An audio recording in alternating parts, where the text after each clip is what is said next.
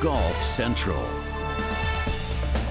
Tonight on Golf Central, Sergio, Rory, Dustin Johnson. How about Lydia Ko or Lexi Thompson, Bernhard Langer, Jordan Spieth, Justin Thomas? What defined 2017? And there are only 5 before them, but 3 players in 2018 will be chasing history. Rory McIlroy, Phil Mickelson, and Jordan Spieth all have a chance at the career Grand Slam. Will it happen in the year that lies ahead? And speaking of the year that lies ahead, what are your New Year's resolutions for golf? Maybe for you individually or the game at large.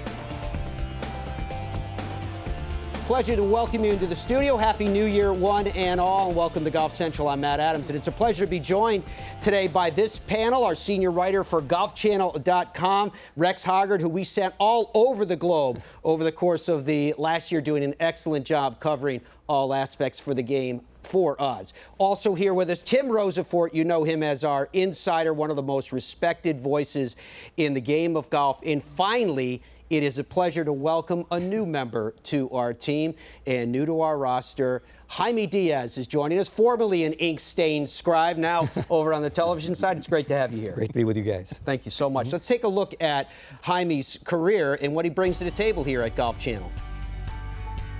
Nice picture, Jaime. There you go. Recipient of the PGA of America Lifetime Achievement Award in Journalism in 2012.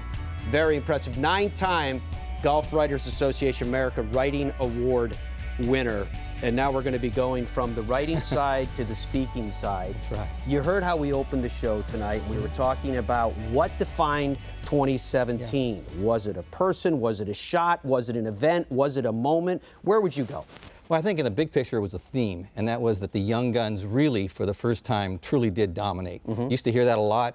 The numbers didn't always verify it, but this year you had 18 winners under 25. The most ever before that was 10. And within that little structure, I think the most impressive thing was the duo of Jordan Spieth and Justin Thomas. And those guys have known each other forever.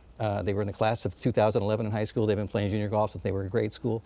And I think, you know, there was a moment there where they were both prodigies, and then it looked like Jordan got off such a hot start that he was leaving Justin behind as a prodigy, so to speak. Justin only had 1 victory going into last year. And then last year he came alive. And it's really interesting watching both of them because they're very contrasting in style. I think Justin has sort of the more traditional way of dominance, this long, straight driving that is easy to sustain over a long period of time. Kind of reminds me of Greg Norman a little bit. Yeah. And Jordan is the, you know, the artist, and especially around the green with touch and nuance. And that tends to hold up really beautifully in majors. And then he kind of reminds me of Faldo, so it's kind of a Norman Faldo thing.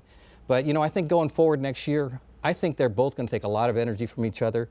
And without in any way diminishing Dustin Johnson, who's still #1, I think they really feel like they're playing for the turf of the best player in the world. Rosie, would you agree with that? First of all, that the game has been inherited firmly by the young and that there is this rivalry of sorts that's been established between these two. Game's changed since when Jaime and I started covering it in the 70s and 80s mostly. You know, guys weren't allowed to win back then if they were in their 20s, so to speak. And that's why it's going to make it even harder now for 40-year-olds like Tiger Woods, Phil Mickelson, Henrik Stenson to win. And it's really going to be on guys like Justin Rose and Sergio Garcia, who had great years this year, Rex, to get it while they can. Well, and you look at, that was a great point, Jaime, you brought up about Justin. Quit sucking up to the new guy. The new guy. Plenty of time. 35 years covering golf. I assume you started when you were 15. Is that correct? Is that the way I should look at that? No, I was 44. But you look, I mean, before we got into this calendar year, Justin Thomas was Jordan Spieth's friend. We weren't talking about him as a major champion. We weren't talking about him as the player of the year or the FedEx Cup champion. It's really been amazing to watch these two sort of emerge together in this particular He's not jealous of Jordan anymore, is he? No, and now, you know, everyone is Justin's friend now. I mean, Tom Lovelady, he's a rookie on tour. He's Justin's friend, so it goes downhill. The part that fascinates me, and again, it's part of this theme, is, and this goes back 2 years ago to the Ryder Cup, and it took a long time for the United States to get in that position where they were able to actually win a Ryder Cup. And then you see these players, this class of 2011, inject new life into the President's Cup and just that dominant performance. I look forward to next year, or this year, sorry. And when you go to Paris, you start looking at the Ryder Cup, you start thinking about the last time the U.S. won on foreign soil. Jordan Spieth was 2 months old. And suddenly this team looks like Murderer's Row. It looks like this is the team that could turn the tide. I just love that whole concept. And, you know, Jaime, real quick, I mean, you know, Nicklaus won early and young. but so did Tiger Woods. And this is the group of guys that followed Tiger Woods and showed, and by seeing Tiger win, they knew that they could do the same thing too. That used to be the kind of the identifier of a true all-timer. Win young, you know, Bobby Jones, Gene Sarazen, Nicklaus, Woods. Now they're learning earlier, faster. They're coming out precocious. Even the guys that aren't, you know, all-star superstars, they're a lot better than they ever were from former 22-year-olds. And this peer group is pushing everybody along. We haven't mentioned John Rahm. I mean, that guy is scary. He reminds me more of Nicklaus than anybody as far as body type and the place he is at his age and his all-around, you know, skill.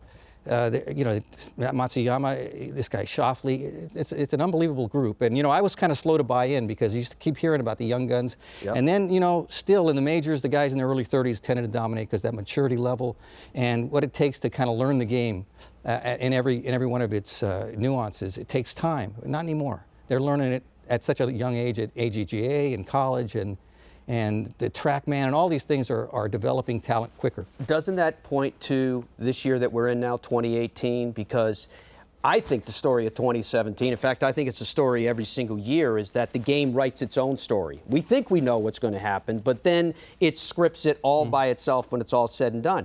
You talked about the class of 2011. We're talking about all these young players that are emerging. There's so much talent out there that as we go into 2018, I'm wondering who the breakthrough superstar is going to be. It's going to be probably one of these young guns are going to break through who we're not expecting right now. But, you know, we were having this conversation at the beginning of last year, and then who contended in the majors, you know, and the Masters was Garcia and Rose, both over 35. Right. So golf is, you know, unpredictable. Here we are trying to predict. Yeah, who would have predicted guys waiting for each other after coming off the 18th green after winning golf tournaments? That's a new thing. That's a whole I new thought one thing. of the most. You think they'll be there for Tiger Woods when he comes off someday? That didn't happen 35 years ago. No, you had to be hardcore. And that was one of the interesting things that Mickelson said. It said it took me a long time to appreciate how these guys actually support each other. It was hard for me to ever even do it. I mean, as gracious as Phil seems, he wanted the guy to lose. He wanted I mean, I was talking to somebody the other day, and Sebi was talking about the Ryder Cup in ¡91.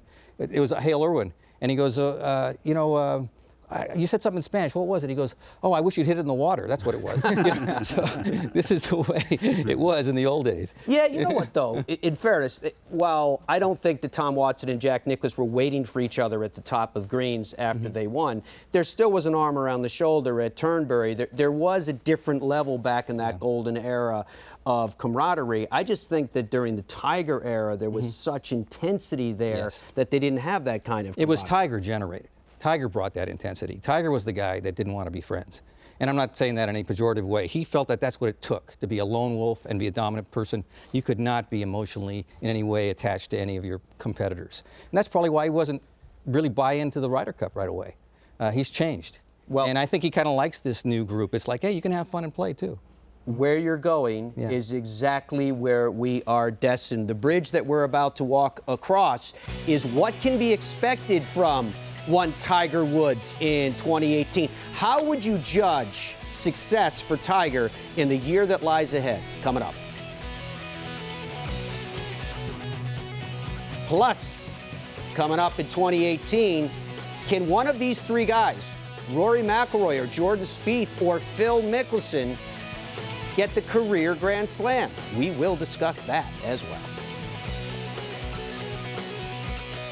Golf Central is brought to you by the Hawaiian Islands. Visit gohawaii.com/golf.